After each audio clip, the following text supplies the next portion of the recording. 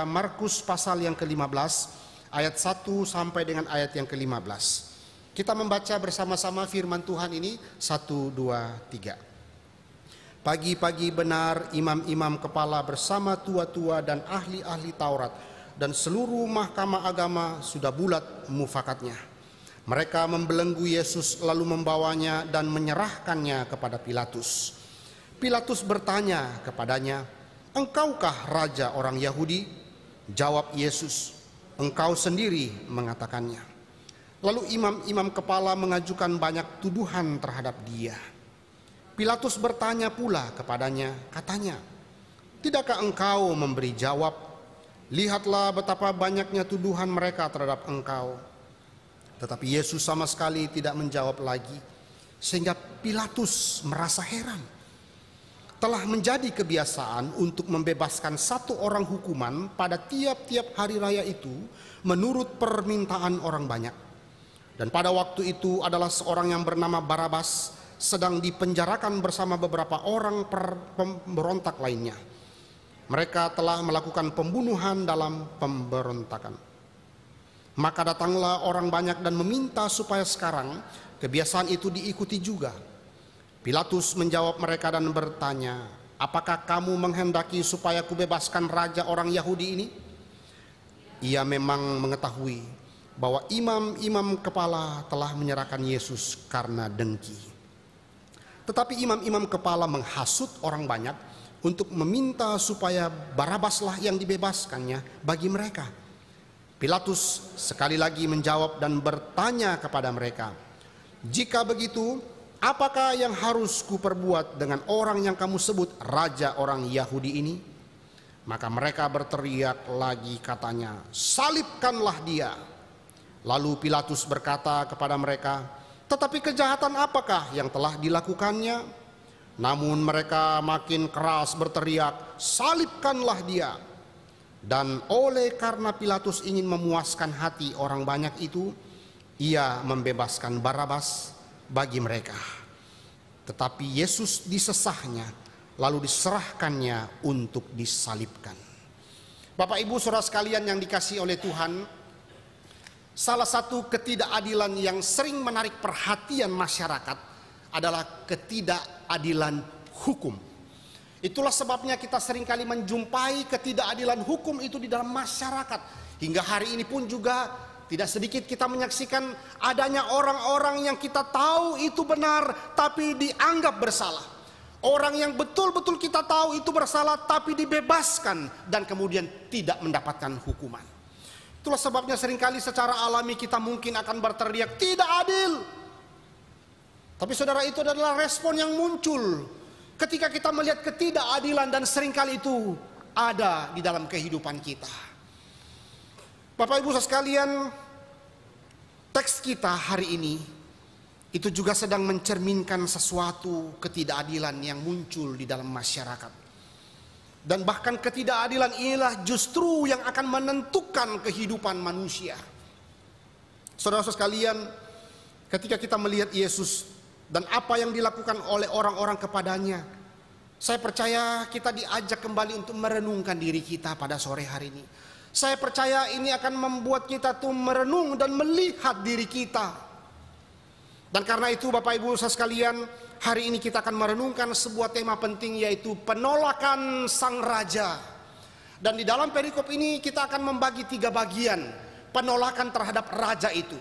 Pertama, kita akan melihat penolakan terhadap raja oleh pemimpin agama. Kedua, kita akan melihat penolakan raja oleh Pilatus sang penguasa pada waktu itu.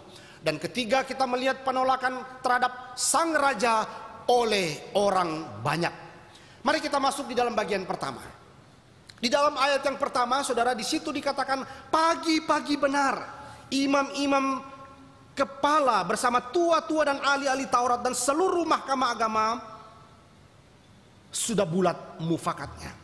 Bapak Ibu, dimulai dengan kata pagi-pagi.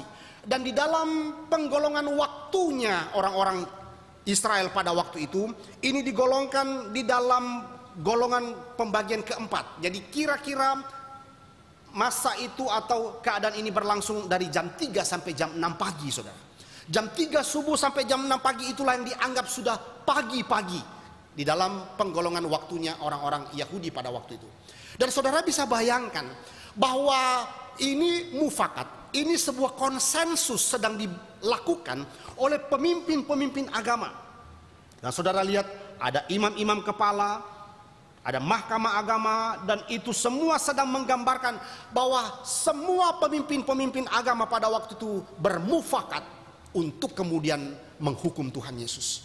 Saudara-saudara, di dalam kebiasaan keagamaan mereka, seharusnya mereka tidak boleh bersidang itu di malam hari dan tidak boleh memutuskan itu bahkan di subuh hari. Tetapi saking, ya kalau kita pakai bahasa, saking kebeletnya mereka, saking kemauan besarnya mereka untuk memutuskan satu keputusan untuk menghukum Tuhan Yesus, bahkan kemudian tidak ada waktu jeda pada waktu itu. Mereka sampai bermufakat itu sampai subuh hari untuk menentukan keputusan menghukum Tuhan Yesus. Bahkan di situ dikatakan sampai mereka bermufakat bulat keputusannya untuk menghukum Tuhan Yesus. Nah, Bapak Ibu Saudara sekalian, lalu kemudian kita bertanya, ada apa dengan mereka? Mengapa mereka begitu membenci Tuhan Yesus? Mengapa mereka sampai effort, sampai tidak tidur untuk kemudian memutuskan keputusan untuk menghukum Tuhan Yesus? Bapak Ibu Saudara sekalian, di dalam bagian inilah kita melihat bahwa selama pelayanan Tuhan Yesus dalam dunia ini, Tuhan Yesus sudah seringkali banyak mengoreksi mereka, bahkan memberikan pengajaran-pengajaran yang seringkali mengoreksi akan kehidupan munafiknya mereka. Dan salah satu perikop yang sangat terkenal adalah bagaimana ketika Tuhan Yesus itu menyucikan bait Allah, ketika mereka sudah tidak lagi memakai bait Allah itu sebagai tempat ibadah dan tempat doa bagi bangsa-bangsa, tapi justru bait Allah itu dijadikan sarang penyamun. Maka di situ Tuhan Yesus begitu marah kepada mereka, mengevaluasi kehidupan keagamaan mereka yang sudah tidak lagi menjalankan apa yang seharusnya. Dan Bapak Ibu sekalian, seringkali kita juga melihat bagaimana Tuhan Yesus itu bahkan mengoreksi kemunafikan orang-orang pemimpin-pemimpin agama ini. Saudara mungkin masih ingat di dalam Matius pasal 6, paling tidak ada 3 hal di sana yang dikoreksi oleh Tuhan Yesus.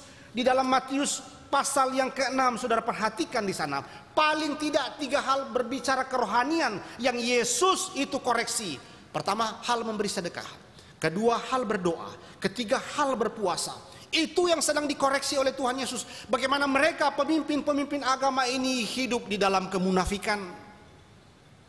Tapi Bapak Ibu sekalian, bahwa kemudian kita melihat bagaimana pemimpin-pemimpin agama ini terus mencari cara untuk menghakimi Tuhan Yesus. Lalu apa yang kita bisa lihat? Bahkan di ayat yang ke-10 kita bisa lihat di sana. Bahkan Pilatus pun juga sudah tahu sebetulnya bahwa mereka menghukum Tuhan Yesus itu karena dengki sebetulnya. Karena iri hati. Bayangkan Bapak Ibu, ibarat borok itu kesentuh, teriak dia. Ketika luka itu tersentuh, teriak dia. Nah, demikianlah ketika Yesus itu mengoreksi kehidupan mereka, mengoreksi kemunafikan agama mereka yang mereka sedang hidupi hari itu. Dan itulah sebabnya mereka mencari cara untuk kemudian mematikan Tuhan Yesus. Lalu Bapak Ibu sekalian, kalau begitu apa yang kita bisa renungkan di dalam bagian pertama? Di ayat pertama ini memberikan kita beberapa poin, Bapak Ibu.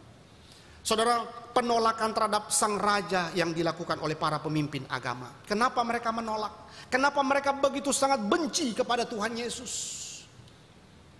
Dan disitulah kita melihat bagaimana kemudian ini menjadi penting untuk menjadi perenungan kita pada sore hari ini. Apa yang telah membuat mereka itu terganggu dengan kehadiran Tuhan Yesus? Karena Tuhan Yesus itu datang untuk kemudian memberikan satu pembaharuan di dalam keagamaan yang sebenarnya. Tapi mereka yang sudah membangun sebuah kehidupan keagamaan yang munafik itu terganggu dan dia tidak mau berubah. Mereka tidak mau diubahkan oleh Tuhan. Mereka terus bersikeras. Walaupun seringkali mereka mendengarkan pengajaran Tuhan Yesus, walaupun seringkali mereka mendapatkan arahan dan kebenaran yang Yesus sampaikan kepada mereka, tapi bagi mereka, mereka tidak mau diubahkan. Nah demikianlah Bapak Ibu sekalian, kurang apa mereka? Mereka merasa diri bahwa mereka itu orang yang setiap hari bahkan menyelidiki Taurat. Tetapi sayangnya ketika ada sesuatu koreksi daripada Tuhan Yesus kepada mereka, mereka merasa terganggu. Mereka tidak mau diubahkan kepada sesuatu yang lebih benar. Dan itu sebabnya ketika kita melihat di dalam bagian ini Bapak Ibu sekalian, Yesus datang untuk menggenapi hukum Taurat. Dan seringkali Yesus itu memberikan satu reformasi, pembaharuan yang sudah salah dilakukan oleh orang pemimpin-pemimpin agama kepada sesuatu yang benar, tapi mereka justru marah. Salah satu contoh yang saudara mungkin masih ingat, ketika tidak boleh memetik gandum di hari Sabat. Padahal itu berbicara tentang belas kasihan. Ketika Yesus menyembuhkan orang lumpuh di hari Sabat, ketika Yesus menyembuhkan orang-orang dan itu dikecam oleh pemimpin agama karena kenapa menyembuhkan itu di hari Sabat dan seterusnya. Terlalu banyak aturan-aturan yang sudah menyeleweng daripada makna hukum Taurat yang sebenarnya. Dan mereka mulai menghidupi kehidupan itu karena apa saudara? Karena adanya motivasi-motivasi tertentu, adanya status quo, adanya sesuatu. Mereka sedang membangun kerajaan-kerajaan mereka sendiri dengan aturan-aturan yang mereka buat. Padahal sudah menyimpang dari apa yang seharusnya yang Tuhan mau untuk mereka hidupi. Itu sebabnya ketika Tuhan Yesus datang, mereka sangat terganggu. Nah Bapak Ibu sekalian, maka bagaimana kita merenungkan di dalam bagian ini? Mereka terganggu dengan pengajaran Tuhan Yesus. Dan disinilah kita belajar hal pertama. Bagaimana tindakan orang-orang religius, tindakan orang-orang kemunafikan daripada pemimpin agama ini yang menolak Tuhan Yesus, mengajarkan kita sebuah kebenaran yang sangat penting. Yaitu bahwa agama yang munafik tidak memiliki tempat bagi Yesus Kristus. Sekali lagi Bapak Ibu sekalian, agama yang munafik tidak memiliki tempat bagi Tuhan Yesus. Mereka percaya bahwa agama mereka sudah cukup. Mereka sudah percaya bahwa mereka sudah mengerti tentang Taurat. Itu sebabnya bagi mereka ketika ada pengajaran Tuhan Yesus, mereka tidak mau diubahkan Tuhan. Mereka tidak mau, bahkan mereka terganggu oleh keadaan seperti itu. Karena itu saudara-saudara sekalian, maka di dalam bagian ini mari kita merenungkan. Ketiga penolakan ini saudara, mari kita coba renungkan. Apakah kita ada di sana saat ini? Dan bagaimana kita sedang mempersiapkan Jumat Agung dengan kesiapan hati kita, merenungkan kembali bahwa terlalu banyaknya dosa-dosa kita di hadapan Tuhan. Dan kita lihat penolakan pertama dilakukan oleh pemimpin-pemimpin agama yang merasa diri sudah cukup pandai, sudah mengerti akan firman Tuhan. Tetapi sebetulnya mereka sedang menghidupi yang namanya kemunafikan keagamaan itu. Nah karena itu saudara, peringatan ini dengan penuh kasih Tuhan sampaikan kepada kita sore hari ini untuk sama-sama kembali kita renungkan. Apakah kita juga berada di dalam keadaan yang sama seperti itu? Apakah kita merasa diri bahwa kita mengerti banyak hal tentang kebenaran? Apalagi kita orang reform yang katanya punya doktrin yang kuat, teologi yang sangat bertanggung jawab, teologi yang sangat membangun. Lalu kita menganggap diri kita sudah cukup dan kita tidak lagi mau diubahkan oleh firman. Dan berapa banyak kemudian orang datang hari Minggu, datang, duduk, diam dan pulang. Dan kemudian ketika mereka mendengar firman yang mengoreksi, yang memimpin, yang kembali membawa mereka kepada pertobatan, tetapi mereka mengatakan, oh saya sudah mengerti itu. Dan mereka merasa terganggu oleh hal itu. Tidak sedikit kemudian kita jumpai Bapak Ibu saudara sekalian, kekristenan kita hari ini, saudara dan saya bisa menghidupi bagian ini, bahwa kita sebetulnya sedang menghidupi yang namanya benih-benih Farisi hari ini. Kita seperti orang yang religius, aktif dalam pelayanan, rajin ke gereja dan sebagainya. Tapi bagaimana kehidupan kekristenan kita? Kita lebih kepada kemunafikan yang terus kita hidupi. Kita lebih kepada legalisme tanpa kasih karunia itu. Bahkan kita terus ketika kita dikritik, ketika kita diberikan masukan, bahkan ketika firman Tuhan itu datang kepada kita, kita justru memberikan pembenaran diri begitu banyak. Bapak Ibu sekalian, bahwa kemudian ada satu hal di dalam kehidupan kita yang yang kita perlu koreksi kembali. Jangan-jangan kita juga sedang menghidupi kehidupan kerohanian seperti para pemimpin-pemimpin agama ini yang merasa diri mereka sudah tahu. Ketika mereka dikoreksi oleh kebenaran pengajaran Tuhan Yesus, ketika kita ketika kita mendengarkan firman Tuhan yang mengoreksi kita, yang membongkar dosa-dosa kita, kita justru marah. Dan kita terus menutup diri dan tidak mau kemudian diubahkan oleh Tuhan. Itulah sebabnya Bapak Ibu sekalian, inilah yang berbahaya dalam agama palsu hari ini. Jangan-jangan kita juga sebagai orang reform hari ini juga sedang menghidupi yang namanya agama palsu. Kita terlihat itu begitu rajin, kita terlihat seperti orang yang mengerti firman, tapi sebetulnya kita menghidupi agama yang palsu hari ini. Dan tidak sedikit itu terlihat dalam kehidupan kita. Bagaimana kita sangat dekat dengan yang namanya kepuasan 2 jam beribadah. Seperti punya interest, seperti punya hasrat yang menggebu-gebu datang kepada Tuhan. Tapi hanya 2 jam di gereja, setelah di luar, ya sudah. Tidak ada lagi hasrat yang sama ketika kita datang ke gereja. Ketika kita di rumah sakit, ketika kita bekerja, ketika kita di sekolah, kita tidak ada hasrat lagi seperti ketika kita di ibadah di gereja yang punya hasrat menggebu-gebu datang kepada Tuhan. Karena kita merasa bahwa ya kita sudah cukup datang ke gereja. Dan itulah sebabnya saudara, bahwa hal yang menakutkan hari ini adalah ketika kita sedang menghidupi sebuah kehidupan agama yang palsu. Itu sebabnya seorang sastrawan Rusia bernama Fyodor Dostoyevsky, saudara. Dia pernah mengatakan satu kalimat bahwa manusia itu lebih cenderung apa, saudara? Mengejar keindahan palsu daripada menerima kebenaran yang pahit untuk mengubah hidupnya. Dan itulah kita hari ini, saudara. Kita seringkali lebih gampang itu mengejar keindahan-keindahan palsu. Tapi sebetulnya pada waktu kebenaran yang datang mengoreksi kita, yang datang untuk membawa kita kepada Tuhan, kita justru tidak mau. Karena itu seperti kehidupan daripada pemimpin agama. Sokrates pernah mengatakan sesuatu kalimat yang penting, bahwa seorang tidak bisa menjadi benar jika hidupnya terus dibangun oleh kebohongan dan pengkhianatan. Dan berapa lama kita harus terus berbohong kepada Tuhan? Berapa lama kita akan terus berbohong kepada Tuhan?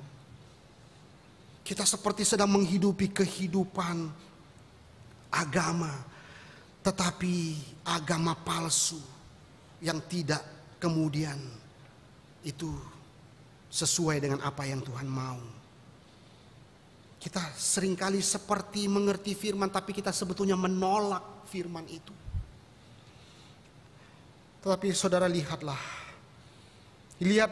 kehidupan daripada apa yang Tuhan Yesus pernah umpamakan, membandingkan antara orang Farisi dengan pemungut cukai. Pemungut cukai datang ke bait Allah dan mengatakan, Tuhan, aku orang berdosa. Tapi justru pemimpin agama orang Farisi mengatakan, oh saya lebih baik daripada dia, dan seterusnya. Dan seringkali kita juga hidup di dalam kesombongan rohani itu. Kita seperti mengerti banyak hal tentang firman, tapi sebetulnya kehidupan kita jauh daripada belas kasihan, jauh daripada isi hati Tuhan. Bahkan mungkin waktu kita melayani Tuhan, tapi kita tidak bersama-sama dengan Tuhan. Dan itulah yang seringkali kita hidupi, dan kita merasa diri bahwa ya itulah saya. Saya menikmati pertumbuhan rohani ketika saya melayani, saya datang ibadah. Tapi sebetulnya kita sedang menghidupi agama yang palsu. Dan itulah yang terlihat di dalam respon pemimpin agama yang merasa diri terganggu oleh pengajaran firman Yesus. Dan seringkali kita juga kalau tidak hati-hati kita bisa jatuh di dalam hal yang sama. Bahwa kita juga sangat terganggu ketika datang firman Tuhan yang mengoreksi kita. Atau mungkin kita mengatakan, oh itu untuk dia, bukan untuk saya. Seringkali kita begitu banyak pembenaran diri ketika dikoreksi oleh firman. Tapi saudara sekalian, kerohanian yang benar itu justru menerima berita buruk bahwa kita orang berdosa. Agama yang benar tidak dimulai oleh kesimpulan-kesimpulan yang kita asumsikan itu kesimpulan benar. Tapi agama yang benar Bapak Ibu saudara sekalian itu dimulai dengan pengakuan dosa dari hati yang hancur di hadapan Allah. Bapak Ibu saudara sekalian, bahwa ini menjadi satu peringatan bagi saudara dan saya hari ini. Inilah poin pertama yang kita bisa renungkan, bahwa kerohanian yang benar itu justru akan menghasilkan duka cita rohani. Bahwa kita orang berdosa. Kerohanian yang benar tidak pernah menghasilkan kesombongan agama yang percaya diri. Justru kerohanian yang benar itu adalah kerendahan hati. Hati yang bersyukur kepada Tuhan dan terus bergantung kepada Tuhan. Itulah sebabnya saudara-saudara sekalian, bahwa ini terus mengingatkan kita bagaimana kemudian kehidupan kerohanian pemimpin agama ini yang merasa diri bahwa pengajaran Kristus itu datang untuk mengganggu mereka, datang untuk mengoreksi, dia datang untuk mengubah mereka, tapi mereka tidak mau berubah. Mereka rasa mereka tidak mau dipimpin oleh pengajaran Yesus. Mereka rasa mereka mau dipimpin oleh maunya mereka sendiri. Itulah sebabnya tidak sedikit orang Kristen hari ini yang menghidupi benih-benih Farisi ini dan mengatakan, saya mau pergi ke gereja, tidak mau pergi ke gereja, itu hak saya. Siapa yang larang? Saya mencoba menentukan diri saya sendiri, bahkan datang ke gereja pun saya yang tentukan. Karena merasa bahwa hidupnya ditentukan oleh dirinya sendiri, bukan oleh firman. Dan seringkali Bapak Ibu saudara sekalian, kita sangat tidak senang jika kenyamanan diri kita diganggu oleh firman. Kita sangat tidak senang ketika kebiasaan-kebiasaan lama kita itu diganggu oleh firman. Dan kita tidak mau diubahkan oleh firman. Dan sampai sekarang pun hal ini sangat relevan, termasuk kita di kota Balikpapan ini.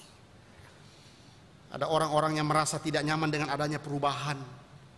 Seperti pemimpin agama itu yang tidak merasa nyaman dengan adanya perubahan. Meskipun sebetulnya yang dilihat adalah perubahan ke arah yang lebih baik, tapi dia tidak mau diubahkan Tuhan. Merasa diri sudah cukup dengan pengalaman yang ada. Itu sebabnya tidak sedikit Bapak Ibu sekalian, di dalam kehidupan kerohanian kita sebagai mahasiswa misalnya, kita sudah diingatkan oleh Tuhan melalui firman-Nya, hidup kudus, bergaul dengan komunitas yang membangun dan sebagainya. Tapi kita sebagai mahasiswa justru mencari komunitas-komunitas yang membuat kita itu bisa melampiaskan hawa nafsu kita. Sebagai orang tua, Tuhan sudah ingatkan kita bagaimana mendidik anak kita dengan benar sesuai dengan prinsip-prinsip firman Tuhan. Tapi justru kita masih terus memberi diri kita untuk mengasuh anak kita dengan pola-pola lama yang sebetulnya bukan sesuai dengan kebenaran firman Tuhan. Hari ini kita diingatkan untuk mengevaluasi kerohanian kita kembali Bapak Ibu, saudara-saudara sekalian. Apakah kita mirip pemimpin agama tadi, ataukah kita punya hati yang terus mau bertumbuh oleh firman? Tetapi Bapak Ibu saudara sekalian, ada hal berikutnya yang juga melalui ayat pertama ini kita diingatkan bagaimana ada satu akar dosa yang dihidupi oleh pemimpin agama yang tidak mau berubah itu. Yang justru menolak kehadiran Kristus. Bahkan pengajaran Yesus mereka tolak dan justru mau membunuh Tuhan Yesus. Yaitu apa saudara? Di dalam buku daripada seorang penulis Kristen bernama Paul David Tripp yang berjudul Perjalanan Menuju Salib. Paul David Tripp mengatakan salah satu ciri dosa adalah ketidakmauan. Dan disitulah seringkali kita menghidupi juga bagian ini. Dosa menyebabkan kita menjadi tidak mau mengampuni. Dosa membuat kita tidak mau taat kepada firman. Dosa membuat kita tidak mau melayani Tuhan. Dosa membuat kita tidak mau percaya prinsip firman Tuhan. Dosa membuat kita tidak mau bertekun. Dosa tidak mau membuat kita itu tunduk kepada firman. Dosa ketidakmauan untuk berkorban bagi Tuhan. Dan dosa ketidakmauan untuk mau berserah kepada Tuhan. Dan bagi kita bahwa kitalah yang menentukan kehidupan kita. Kita sering tidak mau karena keegoisan dosa-dosa kita. Itulah sebabnya berapa banyak pernikahan-pernikahan Kristen hari ini diambang kehancuran. Karena suami istri tidak mau mengasihi satu dengan yang lain. Suami istri tidak mau berkorban dan mengampuni satu dengan yang lain. Dan ini adalah akar daripada dosa. Bapak Ibu saudara sekalian, berapa banyak orang tua dan anak juga relasinya itu putus dan terganggu dan relasinya buruk. Ketika orang tua tidak mau bersabar dan mengasihi anaknya. Ketika anak juga tidak mau menghormati otoritas orang tua dan sebagainya. Akhirnya apa yang terjadi adalah keretakan di dalam hubungan relasi orang tua dan anak. Saudara, masih banyak lagi contoh-contoh yang kita bisa renungkan. Bagaimana ketidakmauan kita untuk melakukan firman Tuhan. Ketidakmauan kita mengasihi, ketidakmauan kita mengampuni, ketidakmauan kita melayani, ketidakmauan kita berserah kepada Tuhan. Akhirnya membuat kerohanian kita semakin lama semakin di dalam kerohanian yang palsu. Yang kedua, saudara, di dalam bagian kedua kita belajar penolakan terhadap sang raja oleh Pilatus sang penguasa. Saudara, Pilatus itu sebetulnya bukan orang Romawi. Pilatus itu orang Spanyol di Seville, kota kecil di Seville di Spanyol, saudara.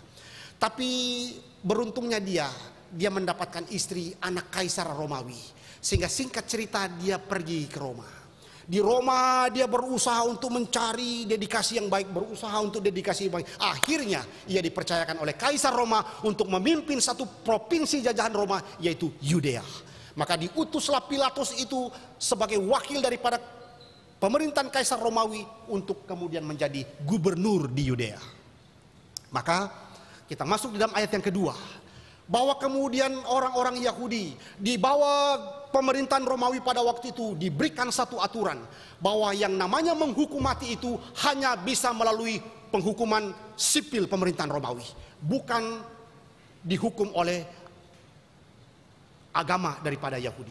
Jadi kalau misalnya ada hukuman mati itu harus diputuskan oleh pemerintah Romawi. Itu sebabnya mereka tahu itu, pemimpin agama tahu itu. Setelah mereka bermufakat mengadakan sebuah dan menyatakan sebuah konsensus, kesepakatan bersama, maka mereka membawa Yesus ke Pilatus. Karena mereka tahu tidak ada hak mereka untuk menghukum mati Yesus.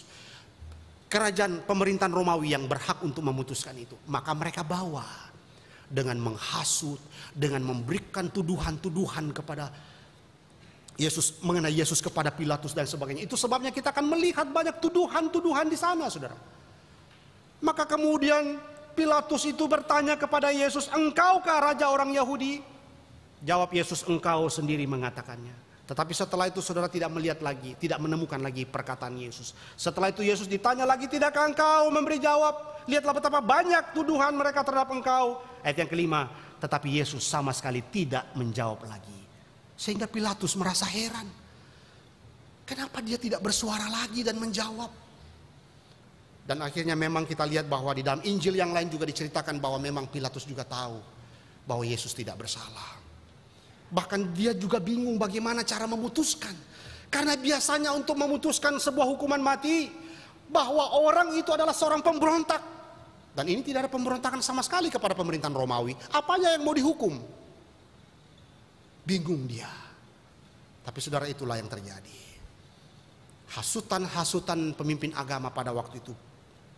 Dan paling tidak di dalam Injil yang lain kita melihat, saudara, 3 tuduhan daripada Tuhan Yesus dituduhkan yang disampaikan kepada Pilatus itu, bahwa kemudian Yesus itu pertama telah menyesatkan orang Yahudi. Kedua, Yesus itu melarang orang-orang Yahudi membayar pajak kepada Kaisar Tiberius. Dan yang ketiga, itulah sebabnya diulang lagi dalam Injil Markus ini, karena Yesus itu dianggap dan ada pengakuan Yesus bahwa dia adalah raja. Hei, raja? Wah, ini sesuatu yang membahayakan Kaisar Romawi nih. Ini membahayakan pemerintahan Romawi ini dan sebagainya. Tapi di sisi lain Pilatus itu berpikir ini nggak ada salahnya sebetulnya. Dia tidak memberontak. Itu hanya pengakuan orang. Dan orang Romawi, saudara, itu punya satu tradisi yang begitu ketat sekali. Orang Romawi itu punya semboyan yang begitu agung, saudara, bahwa tegakkanlah keadilan sekalipun langit itu akan runtuh. Maka bagaimana mau menegakkan keadilan kalau dia tidak ada bukti bahwa dia telah bersalah? Apa yang mau ditegakkan? Keadilan seperti apa yang mau ditegakkan? Bingung Pilatus. Tapi saudara lihatlah, Pilatus akhirnya tetap menolak Tuhan Yesus. Pilatus akhirnya menjatuhi hukuman mati. Itu sebabnya ayat 15. Yesus disesah lalu diserahkan untuk disalib. Karena itu saudara, lihatlah.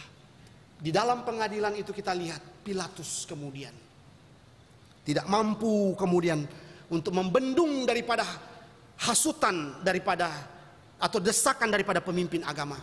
Belum lagi kita melihat setelah bagian kedua ini bahwa ada satu penggambaran di mana desakan orang-orang banyak itu juga kemudian membuatnya akhirnya memberikan satu keputusan hukuman mati.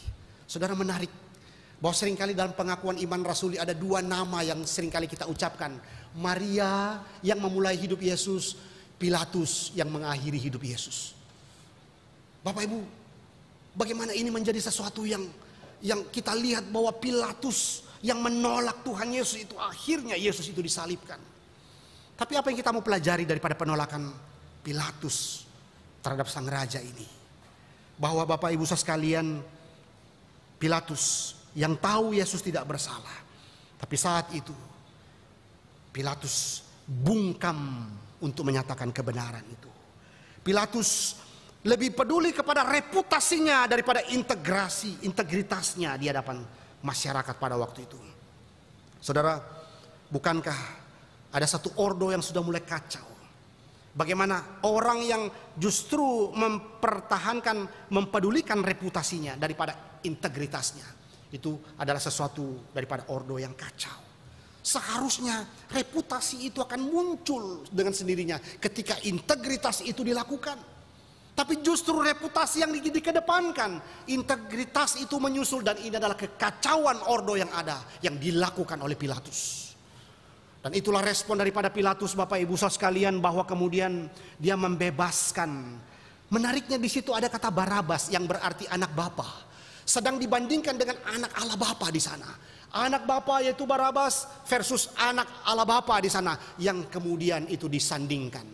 Tetapi suara orang-orang banyak itu salibkan dia. Desakan daripada pemimpin agama itu akhirnya anak Allah Bapa yang dikorbankan. Dan saudara, kita melihat di dalam bagian yang ini bagaimana kemudian sesuatu itu muncul yang menjadi peringatan bagi saudara dan saya, bahwa Pilatus lebih mempertahankan reputasinya daripada integritasnya di hadapan masyarakat pada waktu itu. Saudara, Pilatus lebih berkompromi dan ingin memuaskan hati orang banyak pada waktu itu.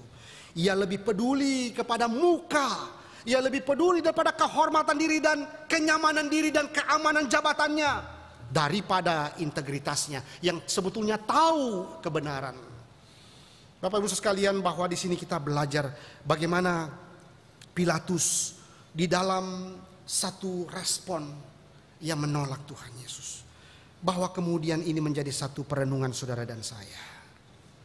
Bahwa seringkali ketika kita berhadapan dengan yang namanya pertanggungjawaban itu, apakah saudara dan saya masih tetap menyuarakan kebenaran di tengah-tengah desakan masyarakat pada waktu itu? Apakah saudara dan saya tetap menyatakan kebenaran dan kekudusan ketika suara mayoritas terus bersuara untuk mengalihkan iman kita dan jatuh di dalam dosa? Dan berapa banyak kemudian orang Kristen yang bungkam mulutnya akan kebenaran hari ini? Kenapa? Jaga aman, bermain aman, demi reputasi dia membungkam kebenaran. Bapak Ibu sekalian, dan berapa kali kita juga berhadapan hal yang sama. Ketika kita dibawa kepada sebuah kesempatan, kita berhadapan dengan yang namanya pertanggungjawaban iman. Demi reputasikah atau demi integritaskah kita mengatakan kebenaran itu? Demi menjaga reputasi akhirnya kita bungkam terhadap kebenarankah? Atau demi integritas itu kita tetap menyatakan kebenaran itu? Saudara, lihatlah di dalam Alkitab begitu banyak contoh-contoh. Lihatlah Yusuf di Mesir. Ia tidak terpengaruh oleh banyaknya keadaan-keadaan saat itu. Walaupun dalam tanda kutip ia seperti dijebak di dalam sebuah keadaan di mana ia bisa jatuh di dalam dosa, tapi ia tetap menjaga kekudusan hidupnya. Lihatlah Daniel di Babilonia, walaupun ia berada di dalam pemerintahan orang kafir pada waktu itu yang tidak mengenal Yahweh pada waktu itu, tapi ia tidak kehilangan mutiara kebenaran yang ia nyatakan di dalam kehidupannya.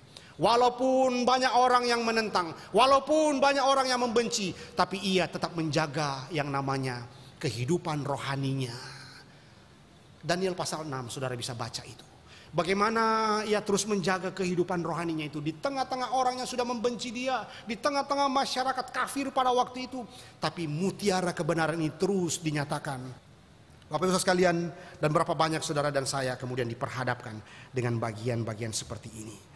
Ketegasan, keberanian untuk menyatakan kebenaran, bahwa itu adalah bagian yang seringkali kita diminta oleh Tuhan untuk menyatakannya. Ada satu gambar yang sangat indah ketika kita melihat kembali dalam lukisan di abad 19 yang terkenal oleh Cicero. Cicero adalah seorang yang melukis daripada lukisan yang sangat terkenal ini yang disebut sebagai Ecce Homo, saudara. Ini adalah satu gambaran di mana Pilatus itu sedang bertanya kepada orang banyak, apa yang akan engkau lakukan terhadap dia? Saudara-saudara sekalian, bukankah ini juga adalah pertanyaan untuk saudara dan saya pada sore hari ini? Ketika saudara dan saya dibawa kepada sebuah keadaan, lalu bagaimana iman kita sedang dipertaruhkan di sana, lalu muncullah kalimat, apa yang akan kita lakukan kepada Yesus? Kita membungkamkah kebenaran itu, akhirnya iman kepada Kristus ini hilang dan kemudian tertutupi oleh kebohongan dan ketakutan kita untuk menyatakan kebenaran? Ataukah justru sebaliknya kita menyatakan kebenaran itu agar dunia tahu bahwa kita adalah anak Tuhan di sana? Dan saudara sekalian, ujian integritas yang diberikan kepada Pilatus, dan bukankah itu juga adalah ujian untuk saudara dan saya juga di dalam keadaan-keadaan yang ada? Seringkali kita diperhadapkan seperti ini. Apakah kita tetap setia menjalankan firman Tuhan, ataukah kita cincai untuk kenyamanan diri? Saudara, lihatlah Saul. Saul ketika diperintahkan Tuhan untuk membunuh orang-orang Amalek, tapi apa yang Saul lakukan? Ada beberapa orang Amalek yang tidak dibunuh oleh Saul demi kepentingan Saul. Akhirnya apa Bapak Ibu? Saudara tahu kitab Ester. Kitab Ester menghadirkan satu tokoh bernama Haman. Haman itu adalah keturunan Amalek, saudara, yang membenci orang-orang Israel. Dan itu ada sejarahnya dari sini, saudara. Ketika Saul itu melawan perintah Tuhan dan tidak membunuh semua orang Amalek. Lihatlah Imam Eli yang tidak tegas mendidik anak-anaknya demi menjaga mukanya sebagai imam, demi menjaga reputasinya sebagai imam. Tapi akhirnya apa, saudara? Anak-anaknya dilenyapkan, Imam Eli dilenyapkan, dan saudara tidak menemukan lagi keturunan Imam Eli setelah itu, karena memang selesai semua keturunannya. Bapak Ibu sekalian, seringkali saudara dan saya diperhadapkan dengan hal yang sama. Dan bagaimana saudara tetap mempertahankan integritas kebenaran itu dinyatakan, ataukah saudara dan saya mulai berkompromi?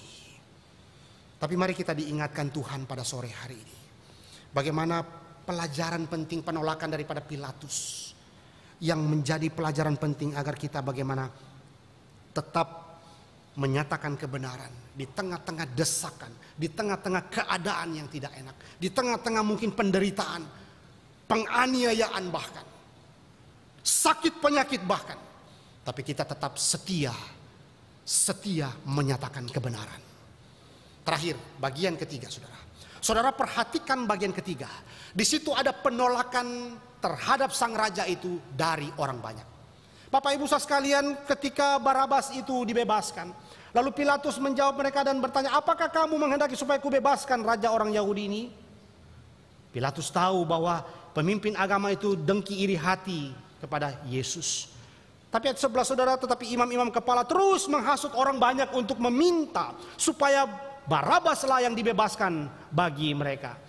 Lalu Pilatus sekali lagi menjawab dan bertanya kepada mereka, "Jika begitu, apakah yang harus kuperbuat dengan orang yang kamu sebut orang raja orang Yahudi ini?" Mereka berteriak, "Salibkan dia, salibkan dia." Bapak Ibu tahu siapakah mereka ini? Mereka yang 1 minggu sebelumnya ketika Yesus masuk ke Yerusalem menunggangi keledai muda, mereka lah yang berteriak, "Hosana, Hosana." Tapi justru mereka-mereka ini beberapa hari kemudian yang justru berteriak, "Salibkan dia, salibkan dia." Ada pelajaran kebenaran yang penting sekali untuk kita renungkan di dalam poin ketiga ini, saudara. Bahwa bagaimana ada orang-orang yang tadinya itu percaya, tadinya itu mengagung-agungkan Yesus sebagai Raja. Hosana, Hosana. Justru dengan mudahnya mereka kemudian beralih, merubah keputusannya. Dan kemudian justru mereka lah yang berteriak, "Salibkan dia, salibkan dia." Maka poin yang ketiga dari bagian ini memberikan kita pelajaran penting. Bagaimana kita memilih keputusan yang terbaik. Saudara, memilih yang terbaik, keputusan yang terbaik adalah sesuatu hal di mana saudara dan saya, ketika kita bagaimana belajar melepaskan hal-hal bernilai dan sesuatu untuk kepuasan diri, tapi akhirnya kita memutuskan sesuatu keputusan yang salah. Kenapa? Karena kita sedang melepaskan hal yang bernilai demi kepuasan diri. Mungkin karena harta, mungkin karena popularitas, mungkin karena kenyamanan hidup, mungkin oleh fasilitas jaminan tabungan yang menggiurkan. Akhirnya kita bisa meninggalkan Kristus. Dan justru kita lah yang seperti orang-orang banyak ini yang berteriak, "Salibkan dia, salibkan dia." Kehadiran kita justru mencemarkan nama Tuhan. Padahal tadinya kita adalah orang-orang yang katanya setia, melayani, beribadah dan seterusnya. Tapi justru karena tekanan, desakan, bahkan tawaran-tawaran yang menggiurkan, akhirnya kita bisa beralih dan kemudian kita justru yang menyalibkan Yesus. Dan berapa banyak orang Kristen hari ini yang melalui hidupnya orang-orang menghina Tuhan karena melihat hidup saudara dan saya yang bobrok itu, yang munafik itu. Padahal kita seperti orang saleh di gereja, tapi di luar justru orang menghina nama Tuhan karena melihat hidup kita. Dan itulah yang terjadi. Bahwa kemudian orang-orang yang tadi berteriak Hosana, Hosana, kemudian 1 minggu kemudian mereka justru berteriak, "Salibkan dia." Kenapa, saudara? Karena ada sesuatu yang mereka kejar. Dan bukankah itu juga adalah sesuatu yang seringkali ada dalam kehidupan saudara dan saya? Mayoritas, suara mayoritas, popularitas, tawaran-tawaran yang menggiurkan, kenyamanan hidup dan sebagainya. Itu kemudian membuat kita bisa beralih. Kita bisa terbawa oleh arus mayoritas yang melawan Tuhan. Hari ini kalau kita melihat bagaimana sistem-sistem pemerintahan, yang kita juga bisa lihat bagaimana begitu banyaknya yang rusak, bobrok. Dan bagaimana anak-anak Tuhan justru hadir di sana, responnya seperti apa? Mengikutikah cara-cara seperti itu? Ataukah ia berdiri dan tetap menyatakan kebenaran Tuhan? Tidak terpengaruh oleh mayoritas sistem-sistem yang ada. Bapak Ibu sekalian, Pendeta Stephen Tong pernah mengatakan, ikan yang hidup adalah ikan yang melawan arus. Ikan yang mati adalah ikan yang terbawa arus. Apakah saudara dan saya adalah ikan yang hidup? Ataukah kita adalah ikan yang mati yang ikut terseret oleh kejahatan dunia saat ini? Tapi poin ketiga ini mengingatkan saudara dan saya, bagaimana kita belajar untuk terus setia kepada Tuhan. Belajar melihat diri kita di hadapan Tuhan. Dan memiliki kerendahan hati untuk terus dibentuk oleh Tuhan. Bapak Ibu sekalian, demikianlah anak Allah itu berdiri, yang dianggap sebagai kriminal pada waktu itu. Di hadapan manusia yang fana, dia memberikan dirinya, dia izinkan dirinya itu untuk dituduh, untuk dipukul, untuk diludahi, untuk dihukum. Supaya kita bisa berdiri dengan keberanian di hadapan Allah. Kristus dibelenggu, disesah, bahkan disalib, agar kita bisa terlepas daripada belenggu-belenggu kuasa dosa. Dan kita bisa bernyanyi di dalam belenggu pergumulan hidup kita. Dan kita tetap mengatakan Hosana, Hosana, puji Tuhan, puji Tuhan.